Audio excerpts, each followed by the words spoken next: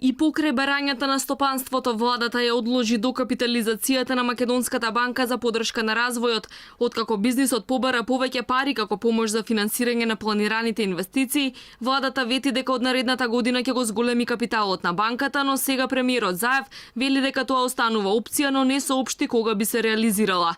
Со години Македонската банка за поддршка на развојот ги пласираше ефтините кредити преку деловните банки, но немаше доволно свои пари за поголема помош на бизнисот. Оние ликвидности и аспекти кои што ги има Македонската банка за поддршка и развој на македонската економија, исто така е во стабилна финансиска состојба. Ние се уште немаме отпочнато некои дополнителни реалоцирања на буџет, од проста причина што се уште и не гледаме потреба. Веројатно со проекциите за новите буџети за 2019 година повторно ќе го отвориме прашањето за наредната година.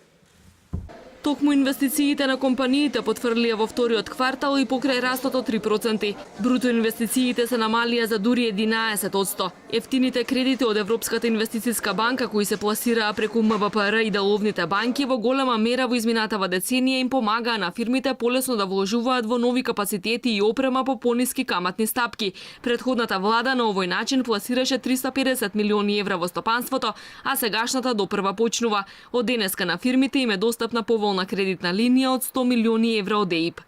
Ги очекуваме првите апликации за кредити негде во втората половина на месец октомври, како и досега.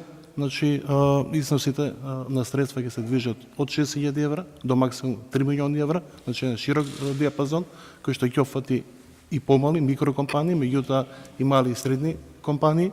Кредитите ќе се даваат со камата од 3,5% со грејс период од 2 до 4 години и рок на враќање од 12 години. Од тоа дали фирмите забрзано ќе инвестираат ќе зависи растот на економијата годинава. И покрај тоа што Народната банка предупредува од се уште постоечките ризици, владата останува оптимист дека растот од 3,2% е се уште достижен. За разлика од неа, Светска банка и Европската комисија излегоа со пониски проекции за економски раст од 2,3 односно 2,7%.